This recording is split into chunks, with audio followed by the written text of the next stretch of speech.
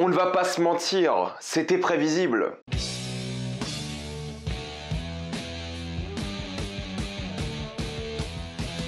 Astérix et Obélix, l'Empire du Milieu. Comme d'habitude, jusqu'à la minute indiquée dans le titre de la vidéo, il n'y aura pas de spoiler, on se comme ça tranquille, après on va tout spoiler. Astérix et Obélix, l'Empire du Milieu est l'histoire d'Astérix et Obélix qui doivent porter secours à la princesse de Chine. En effet, elle a fui son pays, mais elle veut y retourner afin de sauver son royaume et sa famille. C'est là que nos Gaulois préférés vont intervenir et vont l'aider. Ouais, bon, allez, on va en parler. Mais avant, tout de même, le sponsor officiel de cette vidéo, c'est Burgos-VPN et ses 38 millions d'utilisateurs et presque 5 sur 5 sur Trustpilot. Vous savez à quoi il sert, mais c'est afin de contourner la fameuse chronologie des médias. En effet, en France, vous ne pouvez pas voir des films comme Black Panther 2 ou Wakanda Forever sur Disney+, ou même débloquer un catalogue Netflix qui est 2 fois plus grand chez nos voisins européens ou même aux États-Unis. Tout ça car on a la chronologie des médias qui nous empêche de voir les films en streaming chez nous. Vous n'avez même pas accès à des films comme Le Menu, qui est vraiment très cool, qui est disponible que sur HBO Max. On a probablement l'une des pires offres streaming du monde à cause de cette loi. Vous serez en bien plus grande sécurité avec un VPN, que ce soit à l'université, à l'hôtel ou même à la bibliothèque. Vous pouvez partager un compte avec 7 personnes au total et c'est disponible sur tous vos appareils préférés. C'est super simple d'utilisation, en quelques clics c'est fait. Vous pouvez essayer par vous-même, vous êtes satisfait ou remboursé sous 45 jours et vous avez une assistance technique en français 24h7. Utilisez le lien dans la description encore épinglé afin de vous abonner à Burgos-VPN et bénéficier de 4 mois gratuits plus 83% de réduction. Foncez sur l'offre. Astérix et Obélix, l'Empire du Milieu, c'est quand même l'un des films les plus attendus je pense cette année parce qu'évidemment déjà c'est Astérix et Obélix, c'est le grand retour de cette licence en live action en France et c'est l'un des films les plus chers de l'histoire de la France. On va commencer par ça je pense, par un peu de contexte. 65 millions d'euros pour ces films, de loin l'un des films les plus chers de l'histoire de la France. Je vais vous dire tout de suite, je ne sais pas où ils sont allés. Quand tu penses que genre Everything Everywhere All at Once ça a coûté 25 millions de dollars et là tu vois Astérix, tu te poses vraiment des questions quoi. Tout est allé dans le salaire des acteurs et quelques effets spéciaux sympas. Mais la majorité des effets spéciaux sont assez mauvais. On en parle après, mais juste pour vous dire que là, c'est un gros film à gros budget et la campagne marketing surtout récemment était très étrange. Alors de une, ils ont mis en avant tous ces caméos, de Zlatan à Orelsan, vraiment tout le monde, McFly et Carlito, enfin bref. Ils essaient d'attirer le plus de monde possible en mettant des gens comme ça. Et ensuite, Guillaume Canet, il a eu tout ce côté où il allait faire plein d'interviews récemment où il disait que si ce film ne marche pas, peut-être il n'y aura plus jamais de film comme ça. Tant mieux, j'ai envie de vous dire. Je comprends ce qu'il veut dire et je suis d'accord avec lui. Il faut que ce genre de film fonctionne, mais il faut pas que ce film-là fonctionne d'après moi. Parce que ça veut dire qu'on met en avant encore une fois la médiocrité et non pas le talent. Et c'est dommage parce qu'un budget comme ça, un gros film comme ça, il y avait tellement mieux à faire. Je trouve ça un peu pathétique d'aller sur toutes les chaînes d'infos et dire oui, mon film risque de pas marcher, il faut que ce film marche, s'il vous plaît, allez voir mon film. Au lieu de nous dire que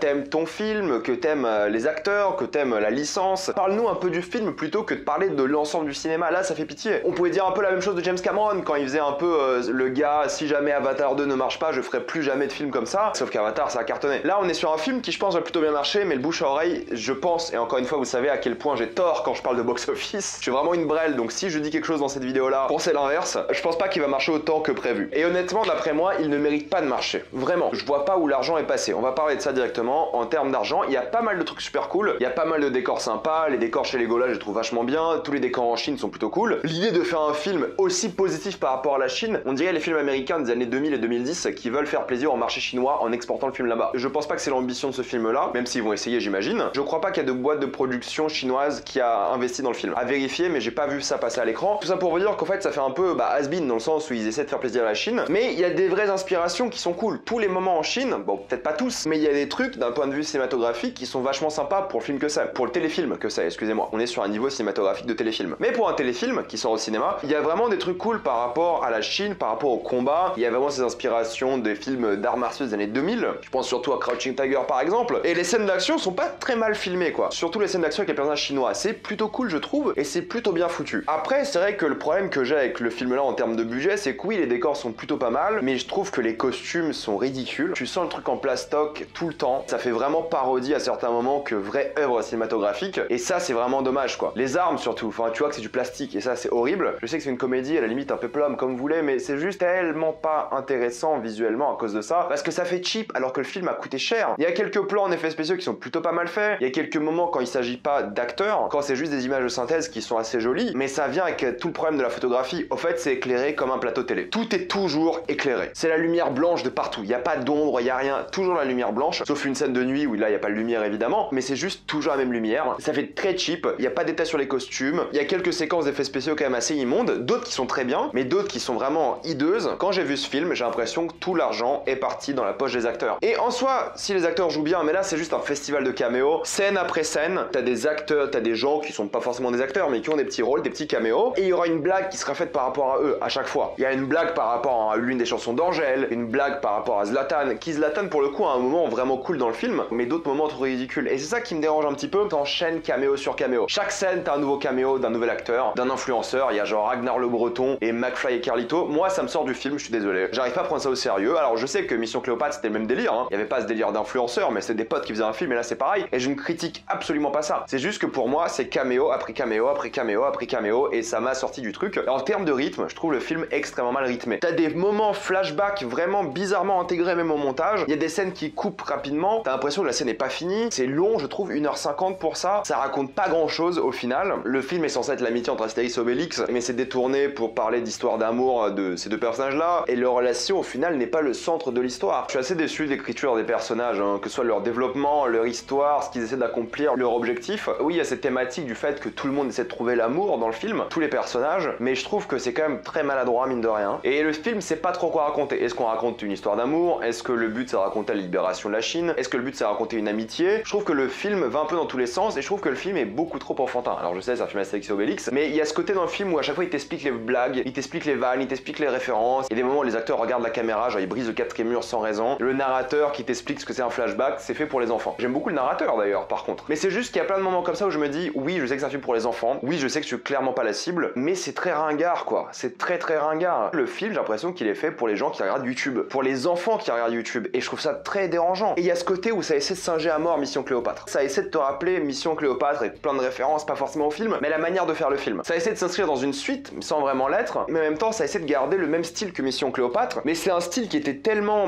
symbole des années 2000, que là, ils ont essayé de l'adapter à cette époque-là, et ça marche pas du tout, je trouve, quoi. Le film ne m'a pas fait rire. Du tout. J'exagère, il y a quelques moments avec Jonathan Cohen que je trouvais plutôt drôle, parce que je trouve le gars plutôt drôle, mais au fait le problème, les moments les plus drôles du film sont dans la bande-annonce. Il y a un moment dans le film où tout le monde a rigolé, c'est quand Jonathan Cohen met une baffe à un personnage, et c'est l'une des scènes de la bande-annonce. Et tu sais que ça vient, et ça te gâche probablement la meilleure blague du film. Et c'est tragique d'avoir gâché tes blagues avec une vieille bande-annonce. Les dialogues, ils essaient de balancer plein d'idées tout le temps, il y a ce côté où Astérix il arrête de manger de la viande, il a envie de vivre autre chose, il a envie de changer, il est un peu en quête existentielle, mais c'est pas vraiment le but de l'histoire non plus, ça passe pas assez de temps sur ça, c'est juste des blagues, et ils font plein de blagues comme ça surtout. Il y en a qui marchent bien. Le personnage de José Garcia, au début, je l'ai trouvé très drôle. Après, ils ont tellement forcé avec que ça m'a saoulé. Il y a quelques jeux de mots qui sont marrants, mais en fait, c'est que des jeux de mots tout le temps. Il y en a qui passent bien, il y en a qui sont gênants, il y en a qui sont pénibles, il y en a qui sont embarrassants, quoi. Le mot, c'est gênant. Je dis pas que c'est horrible comme film. D'un point de vue cinématographique, je dirais que oui. En termes de mise en scène, il n'y a pas d'idée. Le montage est charcuté, le rythme est horrible. Il y a juste quelques séquences en effets spéciaux, il y a un peu d'originalité. Mais globalement, pour moi, c'est un téléfilm très cher, quoi. Pour moi, c'est pas une œuvre de cinéma. Pour moi, c'est un film Netflix, quoi. Pourtant, pas tout est ajouté. Il y a des moments où j'ai un peu souri, il y a des moments où je trouve qu'ils étaient un peu intelligents, mais voilà, c'est fait pour les enfants. Vous allez pas vous en rappeler, clairement. Ça essaie trop de s'inspirer du style de Mission Cléopâtre, peut-être par nostalgie, mais ça marche pas. Et les acteurs,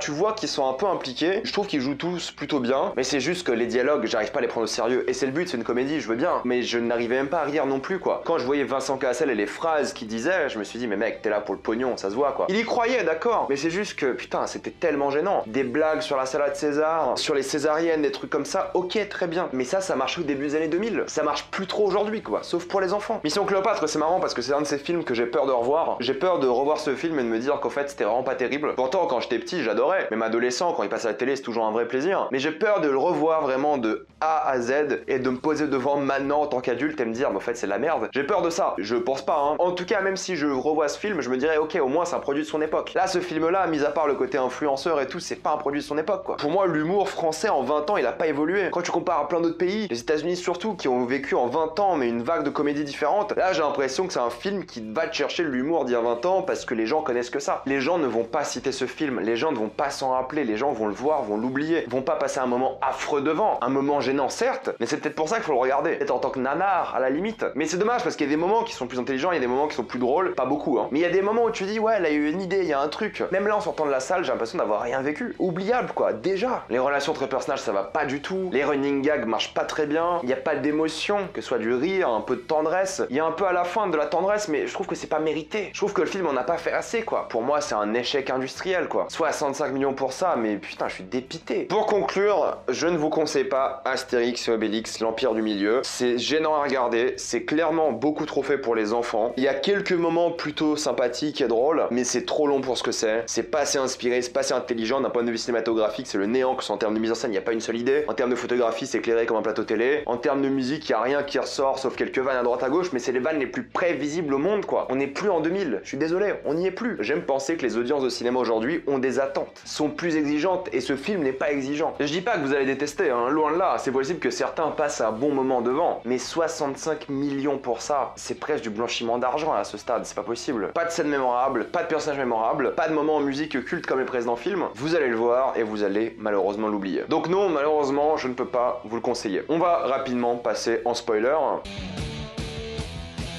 Il y a des trucs qui sont sympas, hein. Je trouve que Guillaume Canet et Gilles Lelouch s'en sortent plutôt bien en tant qu'Astérix et Obélix pour le coup. Et ils ont une bonne alchimie, mais moi ce qui me dérange c'est qu'au fait le film t'as l'impression que c'est l'histoire de leur amitié, surtout à la fin parce qu'ils se font un câlin, ils sont trop contents d'être encore amis et tout. Mais le film traite pas de ça. Le film traite plus de la rivalité entre le personnage de Cohen et le personnage d'Astérix de Guillaume Canet. Il y a plus d'interaction entre ces deux-là que entre Astérix et Obélix j'ai l'impression. Et pourtant c'est pas le but du film. Je trouve que cette relation n'a pas marché à cause de ça. Cohen est plutôt drôle, c'est un gars drôle et je trouve qu'il fait plutôt bien dans ce film. Mais quand ils essaient tous les deux d'avoir le cœur de la même femme, je trouve que c'est pas non plus très bien fait quoi. T'as pas de séquence drôle où ils essaient de s'impressionner ou se mettre des bâtons dans les roues. Y a aucune alchimie entre eux et elle quoi, bordel. Et même Tatane et Obélix, là je comprends un peu mieux. Mais pareil, ça va trop vite. Et y a trop de personnages, je suis désolé. Oui, le moment Zlatan était drôle. Le premier, le deuxième avec la vuvuzela et tout, je trouve que c'était too much. Et pareil, trop de Deus Ex Machina, trop de facilité, mais bon, c'est une comédie bête. Ça, je m'en fous. Angèle qui vient faire les paroles de sa chanson à la fin, c'est un peu gênant, je trouve. Cassel, il s'éclate un petit peu. Ça se voit, mais des fois, j'arrivais pas à le prendre au sérieux quoi. Tellement de jeux de mots sur son nom. Et y a un truc qui m'a fait sourire quand même, c'est quand à la fin de la signature, il dit avec moi, et j'avoue que le moment de Jules, moi ça m'a fait rigoler. Je trouve que c'était rigolo. Mais où est le cœur de l'œuvre? Où est l'émotion? Où est l'amour? Le seul moment un peu tendre que je trouve dans le film, c'est quand Titanic, donc Orelsan, bouge un peu le bateau pour que Tatane tombe dans les bras d'Obélix. C'est le seul moment où je me dis, ah, il y a un peu de cœur, un peu d'émotion. Mais sinon, festival de caméos, bordel. Même José Garcia, au début, me faisait vraiment rire, vraiment, mais à la fin, j'en pouvais plus. L'accent, il est marrant 2 minutes, quoi, pas tout le film. Et il y a ce côté un peu homoérotique à son personnage qui est clairement amoureux de César, mais ça va pas assez loin, ils auraient dû en profiter à fond. Puis le conseiller de César qui est là, qui sert à rien. Trop de personnages qui racontent rien. Mais là, ça sort festival de caméos, festival de personnages, ça s'arrête jamais. Les personnages Astérix, il a plein de choses qui viennent par rapport à son intrigue. Il veut changer son style de vie, il veut arrêter la potion magique, il tombe amoureux d'une femme, il veut toujours être pote avec Obélix. Il y a plein de trucs qui viennent dans le film qui vont jamais au bout des choses. Pourtant, les moments de bataille finale, je les trouve plutôt bien faits pour le film que c'est. Même si globalement c'est très moche, mais l'idée est là quoi. Je suis en train de penser au film et je suis en train de penser à certaines scènes et tout, mais il y a rien qui ressort quoi. C'est tellement oubliable, c'est à peine regardable. Je vais m'arrêter là parce que je n'ai rien à dire et ce n'est pas normal d'avoir rien à dire sur un film comme ça quoi. Dites-moi si vous l'avez apprécié, adoré ou détesté, tout ça dans les commentaires. Moi j'ai trouvé ça gênant. C'est pas le genre de cinéma français qu'on a envie de voir, encore moins un gros budget comme ça. Mettez-moi votre avis dans les commentaires. Comme d'habitude, pensez à vous abonner à la chaîne pour plus de vidéos. Mettez un j'aime, ça aide beaucoup la chaîne. Suivez-moi sur tous mes réseaux et avant de quitter cette vidéo, pensez à utiliser le lien dans la description dans le commentaire épinglé afin de vous abonner à Cyberghost VPN et débloquer toutes les plateformes de streaming en toute accessibilité et sécurité. Tout ça pour 2,03€ par mois plus 4 mois gratuits. Foncez sur l'offre et moi je vous dis à la prochaine fois. Salut à tous.